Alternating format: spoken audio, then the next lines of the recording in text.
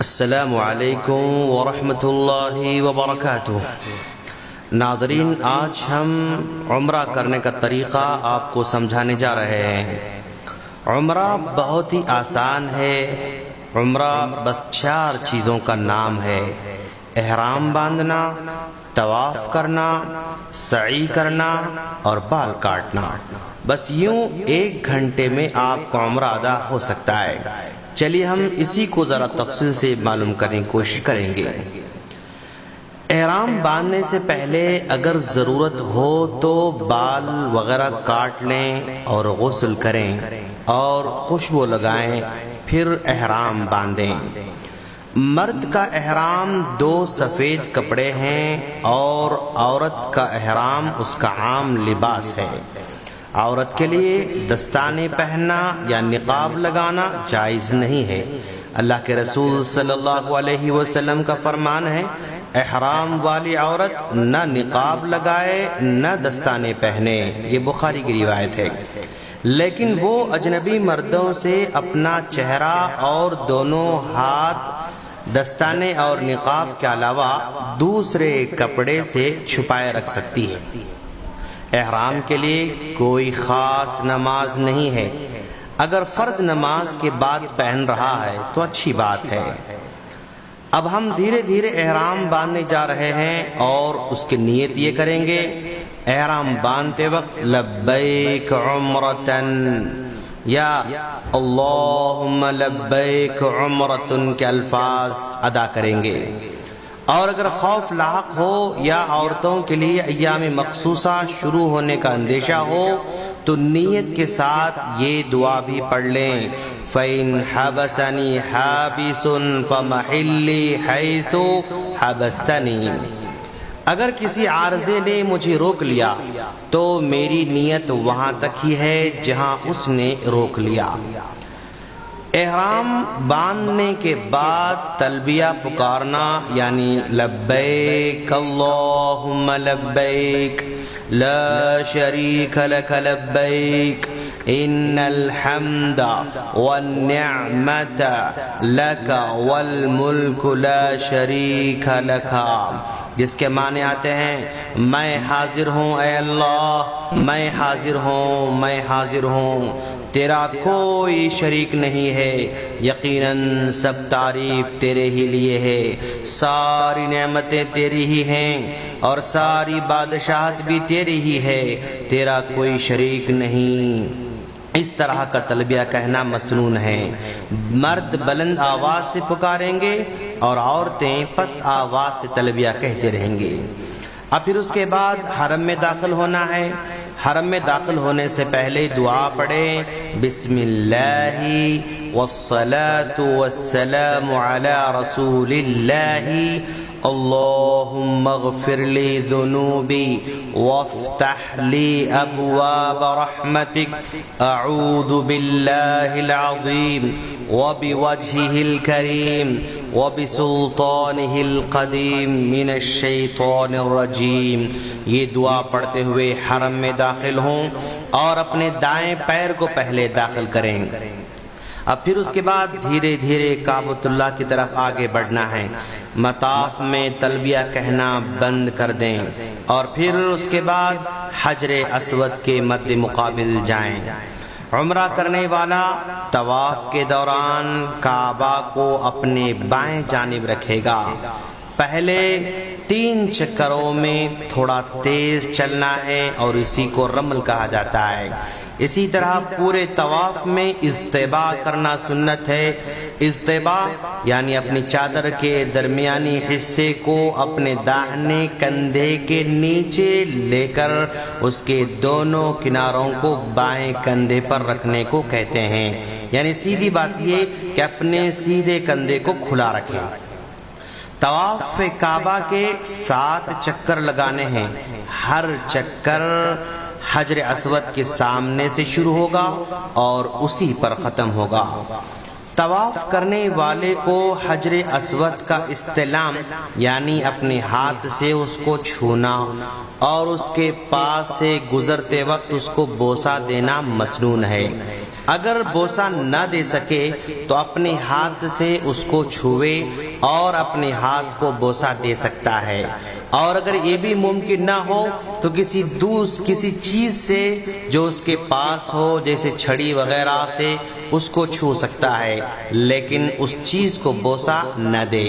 اور اگر یہ بھی نہ ہو سکے تو دور ہی سے اپنے ہاتھ سے اس کی طرف اشارہ کرے، مگر ہاتھ کو بوسہ نہ دے۔ طواف میں حجر اسود کو چھوتے وقت یا اس کی طرف اشارہ کرتے وقت اللہ اکبر کہنا مسنون ہے۔ طواف کرنے والے کے لیے رکن یمانی کو اپنے ہاتھ سے چھونا مسنون ہے، نہ کہ بوسہ دینا۔ اگر بھیڑ کی وجہ سے اس کو چھو نہ سکے تو اشارہ نہیں کرے گا۔ حجر اسود اور رکن یمانی کے درمیان ربنا آتنا فی الدنیا حسنۃ وفی الآخرۃ حسنۃ وقنا عذاب النار، یہ پڑھنا مستحب ہے۔ طواف کے ہر چکر کے لیے کوئی خاص ذکر یا دعا ثابت نہیں ہے، بلکہ دوران طواف قرآن پڑھنا یا اللہ کے نبی سے وارد شدہ دعاؤں میں سے کوئی دعا کرنا جائز ہے۔ اور اگر حالت طواف میں فرض نماز کھڑی ہو جائے تو وہ نمازیوں کے ساتھ نماز پڑھے گا، پھر اپنا بقیہ طواف پورا کرے گا۔ عمرہ کرنے والا جب طواف سے فارغ ہو جائے تو اجتباء ختم کر دے گا، یعنی جو کندھا کھلا تھا اس کندھے پر بھی احرام اوڑھ لے گا۔ اب طواف سے فارغ ہونے کے بعد مقام ابراہیم کے پاس جانا ہے۔ طواف کے بعد مقام ابراہیم کے پیچھے 2 رکعت نماز پڑھنا مستحب ہے۔ پہلی رکعت میں سورۃ الفاتحہ کے بعد سورہ کافرون اور دوسری رکعت میں سورہ اخلاص پڑھے گا۔ مقام ابراہیم کے پاس نماز کے لیے جاتے ہوئے اللہ کا فرمان واتخذوا من مقام ابراہیم مصلی، یہ پڑھنا مسنون ہے۔ اگر بھیڑ کی وجہ سے مقام ابراہیم کے پیچھے 2 رکعت پڑھنا ممکن نہ ہو تو مسجد کے کسی بھی دوسرے حصے میں پڑھ لے سکتا ہے۔ 2 رکعت نماز سے فراغت کے بعد آب زمزم پینا مستحب ہے۔ اب پھر اس کے بعد سعی کا مرحلہ شروع ہونے جا رہا ہے۔ سعی صفا اور مروہ کے درمیان 7 چکر لگانے کا نام ہے۔ صفا سے شروع کرے گا اور مروہ پر ختم کرے گا۔ پہلے چکر میں صفا کے قریب ہوتے وقت اللہ کا یہ فرمان ان الصفا والمروة من شعائر الله فمن حج البيت او اعتمر فلا جناح عليه ان يطوف بهما ومن تطوع خيرا فإن الله شاكر عليم، یہ آیت پڑھے۔ پھر اس کے بعد ابدأ بما بدأ اللہ کا کہنا بھی مسنون ہے، اور یہ صرف سعی کے پہلے چکر میں کہے گا۔ صفا پر اتنا چڑھنا مستحب ہے کہ کعبہ کو دیکھ لے اور اپنے دونوں ہاتھ یہ دعا پڑھتے ہوئے اٹھا سکتا ہے اللہ اکبر اللہ اکبر اللہ اکبر۔ اس کے بعد 3 مرتبہ لا الہ الا اللہ وحدہ لا شریک لہ لہ الملک ولہ الحمد وہو علی کل شیء قدیر، لا الہ الا اللہ وحدہ لا شریک لہ انجز وعدہ ونصر عبدہ وہزم الاحزاب وحدہ، یہ دعا پڑھے اور اس کے بعد جو چاہے دعا کر سکتا ہے۔ سعی کرنے والا جب 2 سبز نشانوں کے درمیان سے گزرے تو اس شرط کے ساتھ تیزی سے چلے کہ دوسروں کو تکلیف نہ ہو، باقی سعی کی جگہ عام چال چلے۔ جب مروہ پر جائے تو بھی یہی دعا پڑھے جو یہ دعا پڑھنے کے بعد اپنی جو چاہے دعا کر سکتا ہے۔ سعی کے دوران اس کا احرام اس کے دونوں کندھوں پر ہی رہے گا۔ اگر دوران سعی نماز کھڑی ہو جائے تو پہلے نماز پڑھ لے، پھر اپنی بقیہ سعی مکمل کر لے۔ سعی میں کوئی خاص دعا یا ذکر نہیں ہے، بلکہ جو چاہے دعا کر سکتا ہے۔ سعی کے لیے اگرچہ وضو شرط نہیں ہے، لیکن باوضو ہونا افضل ہے۔ اب اس کے بعد بال کاٹنے کا مرحلہ آنے جا رہا ہے۔ مرد کے بال منڈوانا یا چھوٹے کروانا عمرہ کی واجبات میں سے ہے۔ بالوں کو کاٹنا ان کو چھوٹا کروانے سے افضل ہے۔ نبی کریم صلی اللہ علیہ وسلم نے بال منڈوانے والوں کے لیے 3 بار دعا فرمائی ہے اور چھوٹا کروانے والوں کے لیے 1 بار دعا کی ہے۔ سر کے تمام جانب سے پورے طور پر بال چھوٹا کرنا ضروری ہے۔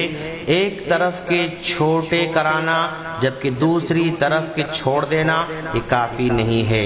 عورت اپنے سر کے بال چھوٹے کروائے گی اور وہ اس طرح کہ اپنے بالوں کی ہر چوٹی سے انگلی کے سرے کے برابر کاٹ لے گی۔ بال منڈوا لینے یا چھوٹا کروا لینے کے بعد عمرہ کرنے والا اپنے احرام سے حلال ہو جائے گا اور اس سے اس کا عمرہ پورا ہو جائے گا۔ ہم اللہ سے دعا کرتے ہیں کہ باری تعالیٰ جو بھی عمرہ کرنے جا رہے ہیں ان کو سنت کے مطابق عمرہ کرنے کی توفیق عطا فرما، آمین۔ ناظرین، آپ جب بھی عمرہ کرنے جائیں گے تو ہمیں اپنی دعاؤں میں ضرور یاد رکھنا اور ہماری خیر کی ضرور دعائیں کرتے رہنا۔ اگر آپ کو ہماری آڈیوز ویڈیوز ڈائریکٹ چاہیے تو ہمارے اس نمبر پر ریکویسٹ بھیجیں 009193913891۔ السلام علیکم ورحمۃ